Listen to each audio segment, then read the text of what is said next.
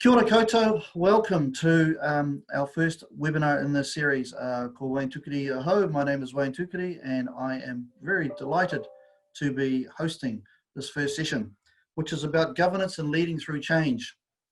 Now 2020, I remember back to January sitting with my family and saying, not only a new year, we've got a new decade. What does it have in store? This is exciting. Well, next minute we saw something that we weren't expecting to be hitting us, and the decade had started with a bang, so to speak, and COVID came along. So immediately we had change, you know, it's a question of responding to change. I guess we have the normal fight or flight option there, or else we can embrace change. And the person we've got speaking to you today, I'm delighted to introduce Craig Fisher. Most of you will know Craig.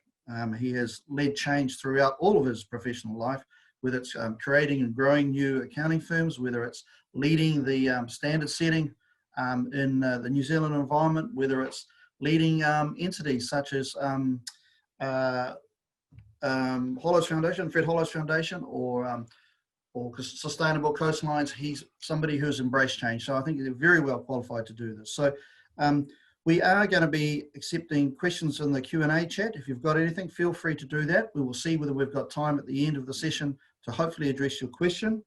The session is also being recorded and will be made available after we've completed today. So if you don't get your question answered, we will take a look at that and come back to you as well. And so it's a wonderfully broad topic, and so my pleasure to hand over to Craig Fisher to take us through his thoughts and key thoughts around governance and leading through change, and in this environment that's a particularly relevant topic, I would imagine. So over to you, Craig. Thank you, Wayne. And since it's Maori Language Week, I should introduce myself appropriately. Kia ora tātou, ko Karioi toku manga, ko Whaingaroa toku mana, ko Ngāti Pākehā toku iwi, ko Craig Fisher toku ingoa, nō reira, tēnā koutou, tēnā tātou katoa. Lovely to be speaking to you this afternoon, and as I said in my pepeha there, I'm actually coming to you from Raglan, a famous place for surfing. I'm a late onset surfer, and my goodness, aren't we surfing the COVID wave of change this year? The session is entitled, as Wayne has said, Governance and Leading Through Change. And I think all of us are in no doubt that we're faced with an extraordinary amount of change at the moment. And that change needs good governance and it needs great leadership. For context, I come at this topic with very much a black hat thinker. And nearly 30 years of auditing will do that to you. But it's a useful mindset, that to think the worst about a situation and then look at how you can prove the best. So I think the alternative to that sort of mindset is being Pollyanna-ish about something. And I must admit that I have been quite concerned since COVID has hit us, that a lot of the people that I have been dealing with, I fear, have been a little bit Pollyanna-ish. I've just been doing a bit of research on international NGOs that operate out of New Zealand. And that involved interviewing a large number of CEOs and board members of the international NGOs. And what really concerned me was that quite a few of them were saying, oh, it's all too uncertain at the moment, we'll just wait and see. And we're hoping it'll be back to normal soon. Well, I'm not sure that's actually a really good approach, and I'm not sure that we're ever going to quite get back to normal in that context. So yeah, that's the situation that we face. I'm very lucky also in that my roles give me a lot of visibility of a lot of different organisations and across a number of different sectors. So I get a pretty wide breadth out there. And you know, my overall view on this is that much greater uncertainty is probably our new normal, and it's probably our new normal for quite some period of time. The challenge with uncertainty is that one of the natural responses to uncertainty is a sense of paralysis. A lot of people end up looking a little bit like the possum in the headlights. And really not knowing what to do. And that's quite a dangerous thing. So while it's uncertain, we've still got to actually get on with it and do what we do and do it to the best of our abilities. But taking into account, the best of the information that we can actually get.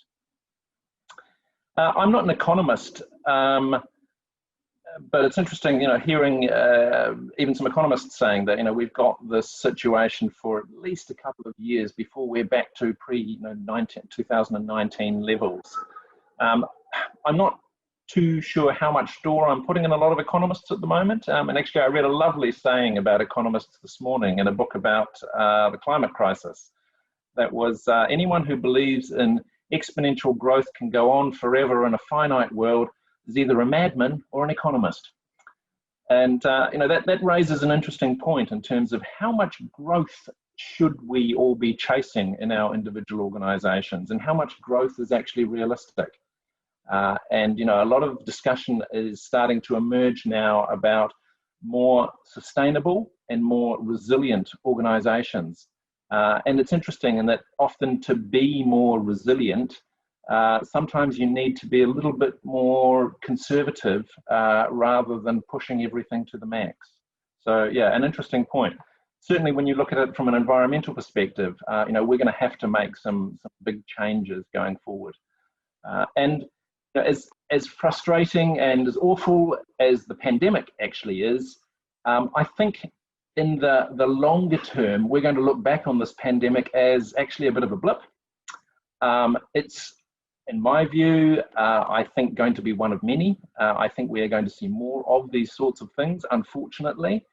And to be perfectly honest, I'm much more concerned actually about the longer term impacts of climate change on the economy. The scope for quantum of economic dislocation from climate change, I would suggest, is greater than what we're facing at the moment and possibly for the next few years in relation to this particular pandemic. And goodness me, you only have to look at the news nightly and see something like the wildfires that are hitting the US at the moment. Absolutely awful, but of an extraordinary level. And unfortunately, we're forecast to get worse, as were the Australian wildfires that were seen last year. So COVID and the New Zealand economy. I must admit, I've been saying since the outset of this pandemic that I'm much more worried about the New Zealand economy next year than I am about this year. We're in a bit of a bubble this year, thanks to the excellent work in terms of the government and getting out a wage subsidy really quickly to protect employment, and the other subsidies that are available and assistance. But we all know that can't last forever. The country just seriously can't afford it. And unfortunately, when those subsidies do come off, especially the wage subsidy, we are going to see more unemployment. And unemployment, unfortunately, has a longer term tail to it in terms of getting out of it. We've already seen some of the impacts of unemployment. It's happened already. It is happening. But my prediction is, unfortunately, it's going to get worse. And I was talking to someone the other day, and we were talking about TY Point, and how that's a bit of a political football in terms of keeping TY Point open through subsidies and the like to save employment. But to put that in context, we've already seen the equivalent job losses of 3 TY Points in South Auckland alone. That's already happened. So yeah, it's a challenging situation that we've got out there. We also, I think, need to get our heads around the inequality of impact that we are already seeing, and that I think is going to be an ongoing feature of this pandemic. I was lucky enough to have Sir Bill English at one of my board meetings recently, and Sir Bill gave the example of a tornado, and I thought it was a really, really good analogy. When a tornado goes through a town, it completely destroys some buildings. It completely munts other buildings, serious, serious damage. And yet, just across the other side of the road, there's a building untouched. Nothing's happened.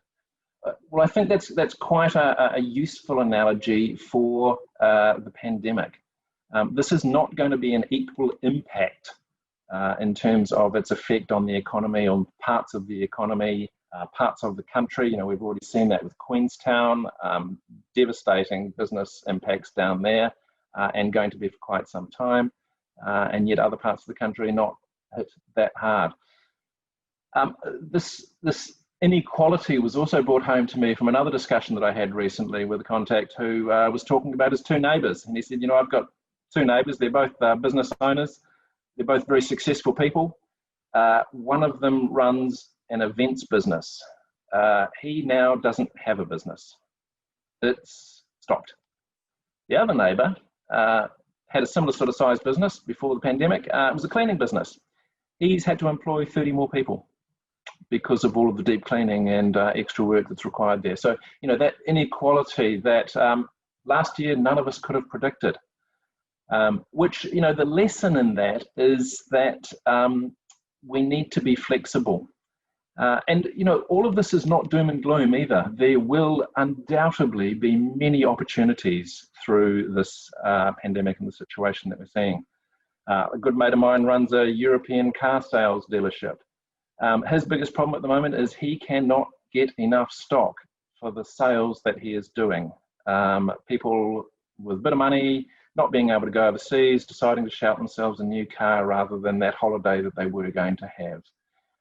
I had a minor piece of surgery today and had to go to a plastic surgeon to get some nasty bits cut out. And I had a really amusing discussion with the surgeon's nurse and asking them how busy they'd been. And they had to close down over COVID and were only doing emergency extractions and surgery. But they also do other plastic surgery, voluntary things like facelifts. Since they've been open, they have been absolutely flat out with people spending money. In fact, they've been so busy that they've had to close their books for a month because they can't take any more business. So, you know, there's really unusual things happening out there that perhaps a lot of us wouldn't have predicted. So again, that lesson, always be open to opportunities, be flexible. It does require a bit of bravery sometimes, you know, to change the path. And it also requires getting over the mentality of change. And the fact that, you know, often in business and in successful businesses, we can get stuck in our lane. We can get stuck doing what we've done in the way that we've done it in the past and not change that too much. So yeah, need to be open to that. So I was actually asked to speak on a number of topics. Goodness me, it looked like enough for a university degree actually. Dealing with disruption, leading through uncertainty, making the most of a crisis, surfing the wave of change. What does sustainable and resilient look like? Yeah, some really, really good topics there. And I guess I was thinking about that at the big picture level. And in some ways, everything's changed and nothing's changed. Good governance and good leadership skills remain the same. They require people to understand what they're dealing with, to think about it logically, to weigh up the opportunities and to act with that. And I was discussing this conundrum in terms of governance and leadership with a colleague recently, John Page of BoardWorks, who's someone who makes very astute observations, and he gave me a list. He said, well, really what you need to do is to, firstly, remember your organisation's key focus. Remember why you actually exist and what it is you're expert at.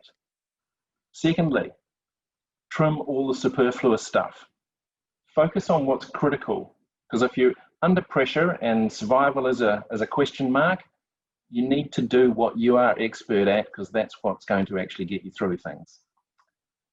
Thirdly, get good information, or great information if you can. Monitor and measure and do that on a timely basis so that you're getting information that you can act on. Fourthly, lead your team with confidence and ensure that they're also accountable. And then fifthly, remember to celebrate success. And I thought that was a really, really good list. A really good list for any person running any sort of organisation. And in terms of running organisations, one of the key things that I think everyone needs to remember is that we need to lead ourselves first. You need to look after yourself in order to do that. the Prime Minister's message, be kind. I know that some people think that's fantastic. Others I've heard express a reasonable degree of cynicism towards it. But we do actually all need to be kind to ourselves in order to actually continue to operate and function at a higher level and under an increased amount of stress and pressure, which unfortunately uncertainty just puts on everyone. There's also some realities in that. There's the reality that no one tends to thank business owners or business leaders. It is a thankless task. So, you've got to make sure that you're doing that yourself so that you can be your best leader, your best governor, your best person in the organisation. You're not much use to anyone if you're burnt out. So, yeah, do remember to take a breath. And actually taking a breath is an interesting concept as well. Taking a breath, pausing, reflecting, weighing up the alternatives. What are the options that we've got here? And then, really importantly, acting on it. Because great ideas, lots of thought, lots of hard thinking doesn't account for anything if you don't actually act. And coming back to this survey, that piece of research that I was doing recently, one of the really interesting things that I noted on some of the organisations in that bit of research that were doing better than others was that they were being led by people that had been more decisive. They had acted, they'd taken some pretty tough measures, especially around cutting some superfluous costs, perhaps you could say, being a little bit brutal in that sense, but getting things down so that they made sure that they were going to survive. And interestingly, one of the guys that I was interviewing in that was really open and honest with me and said, hey, I don't know if I've made the right decisions or not. And I'll know next year or the year after, or actually by next year if they weren't right decisions, or I won't be here anyway and the organisation won't be here. But what really impressed me was that he'd weighed up the alternatives and he had acted. And I think that's something that we all need to remember to be brave, and that at the end of the day we've actually got to make some decisions, and sometimes they're going to be uncomfortable, especially when it's around cutting costs and not doing things that you may like to do. But if that is helping protect the overall organisation and its sustainability for the long term, then that's really important. Another tip is to read, to listen, and to think very broadly. There's a lot of information out there. I've been very busy during COVID lockdown in terms of creating some more information, but also I've been really impressed with how much great resources and assistance has come out, and a lot of it is being freely available. I saw the other day, a 6-week course from Harvard offered free of charge. When has an organisation like Harvard ever done that before? So there's some fantastic information out there, and I think it's important to actually go quite broad with some of this. The diversity of thought will help identify trends. It will help identify opportunities. It may help identify threats as well. So that's important. From a board governance perspective, if I'm thinking about that specifically, to me, great board governance generally comes down to great questions. And great questions are really important to avoid groupthink, to avoid linear thinking and repetition. And often with successful businesses, successful organizations, we get into a groove. We know what works, so we just keep doing that. But then when that's put under significant pressure and threat, that same sort of thinking that's helped you do that well in the past is not the same sort of thinking that's actually going to help you get out of it. So it's really important from a governance perspective that you're getting some reframing going on, reframing to identify opportunities, challenge. Someone said to me the other day after a board meeting that we were both in, gee, that was really uncomfortable. And I agreed, it was. There was quite a lot of heat and quite a lot of tension and some really hard questioning and some very uncomfortable answers. But it actually got the organisation to a better place. And I think we've got to be realistic that good governance is not always a smooth and easy ride. To confront challenging issues requires challenge, and that's not always going to be comfortable. And then I guess I'd just like to wrap on the surfing analogy. As I said at the outset, I'm a surfer. I'm a late onset surfer, and surfing's taught me an awful lot. And there's a great analogy, I think, a linkage between surfing and running organisations, or actually success in a lot of things. Now, one of the things about surfing is it's exceptionally humbling. You can get, a brief 30 seconds of absolute elation on a wave, and in order to get that, you might have to suffer being smashed on the head quite a few times and put through a tumble dryer under the waves. But one of the great things about surfing is that you can't control the waves. The waves will be what the waves will be, and they'll be different, and they'll change. What you can do is control what you can control. And that's where I think the analogy with business is really important. Firstly, you can have the right equipment. If I go out on a 10-foot day on a really big board, I'm probably going to have a horrible time. Whereas if I go out on a smaller board, I'm probably going to have a lot better time. Have I got the right equipment? Have I got the right board in an organisation? Have I got the right size of organisation? Is it size and type appropriate for the conditions? Some other things about surfing. Getting that 30 seconds of elation, getting that great ride. It requires a few things. It requires dedication. It requires quite a lot of paddling and effort, actually, to get in the right place. It requires hustling. I surf mainly at Manu Bay. Manu Bay is unfortunately an internationally known surf break, and therefore it's generally always busy. So you've got to hustle. You've got to compete to actually be in the appropriate place in the lineup to get the wave, to get that great ride. And it also requires being brave, because sometimes when you're in that right place and the wave looms up behind you and you go, oh my goodness, you've just got to go. You've just got to take that drop and have a bit of faith in your abilities and your equipment, that you're actually going to land it and ride that wave and get that elation.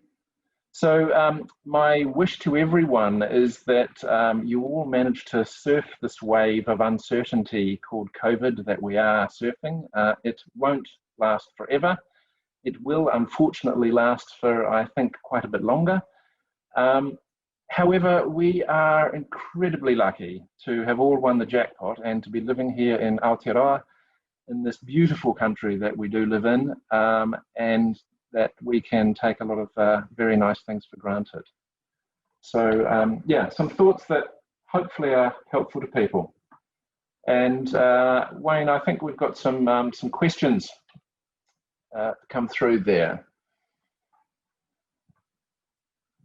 Oh, you're on mute, Wayne. That's someone has to say that in every Zoom presentation. It's part of the rules. Thank you very much, Craig. I think you can hear me now, everybody. So kia ora, thank you so much for those wonderful thoughts. And I guess leaving on such a positive note as well, reminding us how lucky we are was fantastic. Love the surfing analogy as well. Also, your reference to the plastic surgery boom. I understand there is a call for Zoom makeovers because we're doing so many calls. So not that I'm suggesting you need one, Craig. I'm just raising that point. If people have any questions, you can put it in the Q&A pod, and we'll see if we can address those. I do have a couple just to put to Craig while people are thinking about that. So the first one is your thoughts on the call to put employee well-being first, when maybe that can conflict with the well-being of owners. So that conflict between employees and owners' interests. Wow, that's a really good question, Wayne. I'm sorry, I thought I'd better just change my background here to the surfing analogy. Yeah, I love it. That's totally keep that in people's minds. Fantastic. Yeah, so it's interesting, isn't it? Because well-being is such an important thing for everybody, and we have heard a lot of calls for employee well-being, and I think that's perfectly valid. I guess there is no correct answer to this question, but it's all about balance. the owners always have to take a strategic long-term view in any organisation. They also have to be the ones who have to make the hard calls to ensure the sustainability and the survivability of an organisation. And sometimes, unfortunately, that means doing things such as letting people go, which obviously is going to have a detrimental impact to well-being. Conversely, you know, being too brutal and kicking people out means you can lose a heck of a lot of resource and IP for your organisation, and lack of resilience to be able to bounce back and perform when you've got greater demand again. So, you know, there is no right answer to it, and it is about that balance, and possibly it's about helping educate people that, you know, this isn't all about handouts and money from heaven. That money that the government's giving out at the moment is our grandkids' money. So, you know, we are mortgaging the future here. It's not just free money out there. Yeah, absolutely. No, well said. I think we might have one question coming, but I'll just ask you one more before we go to the questions from the audience. So I guess we hear a lot about the bad news, the doom and gloom. I guess it's easy to fall into that trap. But what sort of positive or uplifting things have you seen in organisations? And I mean, this might be some of the change that occurs that's going to have a lasting benefit out of this, some of the lessons learned. So what are some of the things that you've seen in your experience, Craig? Yeah, I think there's lots, actually. I think, you know, the remote working one, I'm talking to you from Raglan as a case in point. And, you know, last year I spent a huge amount of time on the road. This year I've spent not that much time on the road, and I think I've probably been a lot more effective. Now, sure, not everyone can work remotely, and I completely get that. But there was a lot of barriers in a lot of organisations about remote working, about not being able to have everyone in the office together every day. I think this forced experiment has actually proven that actually there's different ways of doing this stuff. There's also a big cost opportunity in that, in terms of being able to operate on a lower cost base for a lot of organisations. So that's been one real positive, I think, technology. I would say that most New Zealand organisations woefully underinvest in technology. And, you know, if we didn't have Zoom, I'm not sure this pandemic in New Zealand so far would have gone as well from a business point of view. You know, having a free resource like Zoom, Skype, whatever, has been fantastic. And, you know, surprising to some in terms of how more effective they've actually been. Another really positive that I've seen out of this, Wayne, is increased collaboration between organisations. You know, some fantastic things, even across sector. You know, there was a lovely example down in Christchurch when the level 4 lockdown happened, and you know, I think it was one of the big supermarket chains down there, Foodies or Progs, I'm not sure which one it was. Anyway, I wanted to get a whole lot of food out there, and they hooked up with the volunteer student army. You know, 2,500 students who instantly were delivering food to people and helping charities who had the distribution piece. You know, that's a lovely connection. And sure, that's a connection in a crisis situation. But I've seen some collaborations which I think will carry on and be really positive between organisations, because they've proven their worth.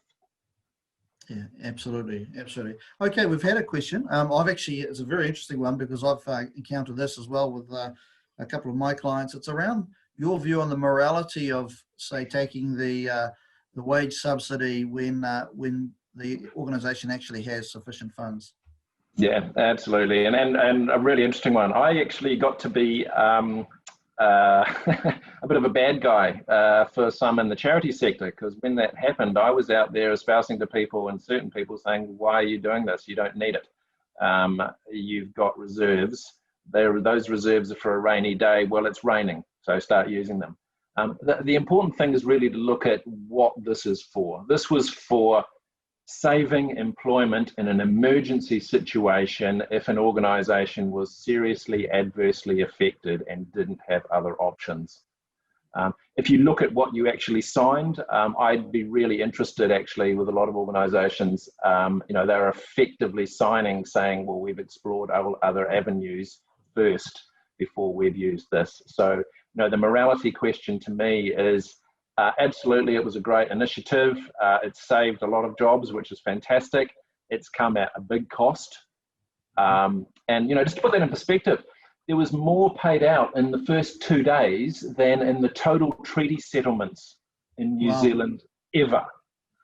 Which I find really interesting when how much people have complained about treaty settlements over the years. The first 2 days of the wage subsidy. The morality of, well, you're putting this on your grandkids because the country's going to have to deal with this debt for decades. Challenging. That's a nice way to look at it. Absolutely.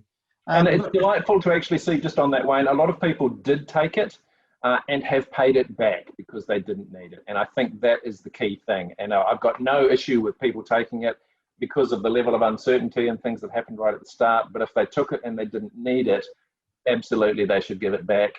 There has been auditing that's gone on and has forced some organisations to give it back. But obviously that's only a sample basis auditing.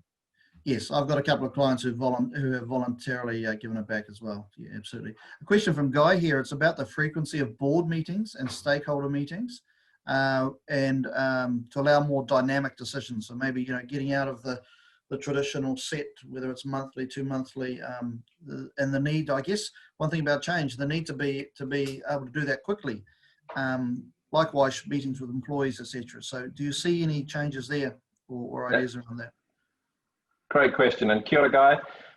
Absolutely, Wayne. And if I think of the boards that I sit on, a couple of them, we moved into almost a war room mentality where, in one case, the board was meeting quarterly in this particular organisation. We went to weekly, and then we changed that to 2 weekly, and now we've changed that to monthly as things have got settled down, and the organisation is in a much better space now to handle that. It's fair to say that the war room nature of that meant that we were focusing on very specific things rather than the full gambit of a normal board annual plan agenda type thing. And in a lot of cases, actually, a lot of those normal, nice to have things in a board's annual plan have been bumped for more urgent matters. So in the main, I am seeing most organisations have moved to a greater frequency, but there is an issue, and I think it's really interesting, the example I just gave. The issue is not to get stuck into staying in that. Yes. Because you start risking losing the board role. And a good board should be noses in, fingers out. And if you're meeting with your management team on a weekly basis, well, you're going to be having your fingers in there, just by virtue of requiring that. The other thing that's really important to remember in this is that boards actually require a lot of information, and that requires a lot of work from the management team. And I've seen some management teams pretty burnt out through this. Because not only are they trying to deal with this themselves, they're also trying to deal with providing an extraordinarily greater amount of information on a greater range of topics. And in some cases, it's just simply not realistic. Absolutely. So I think it's important to strike the right balance. Great. One final question there, Craig, we've got is, it's about questions. You mentioned asking good questions, and this is asking whether there are resources available for new board members that can help shape those good questions and critical thinking. So, any thoughts you've got on that? Yep. I often say to people that the best questions to ask are the 4-year-olds questions. And those are questions that are, why do we do this? What's that? What does this mean? And then it's generally the second or third questions after that. If you get an answer that you don't understand, then that just says you've got to ask more questions. It requires, rather than sort of going to great resources on how to train critical thinking, it really requires being a bit brave and actually getting your curiosity satisfied by the answers. And that's really important. You know, as accountants, we speak in code. We speak in this funny language, and we use acronyms and all those sorts of things. But at the end of the day, we're just talking about flows of money and buckets of money. You know, it should be able to explained in that simpler level of terms. So you do need to have a reasonably strong metal pair of underpants sometimes to be brave and ask these questions. And just remember that it's not a popularity contest. You're not on a board to be liked by everybody. And I know, looking at the board members that I have at the moment on some of my boards, and ones that I have learnt the most from, they've generally been the most annoying, most cantankerous, most frustrating board members. But you know, when you go home after a meeting and you go, oh, damn, that was hard, but oh, they were right. That was the right question to ask. That's the point. It's diversity of thought. It's actually questioning so that you can get to the best for an organisation. And I think that the last point I'd make on that is remembering that everyone should be there for the right reasons. It's not about point scoring. Or it shouldn't be about point scoring. If it is, you've got an issue in terms of how that board governance is actually being run.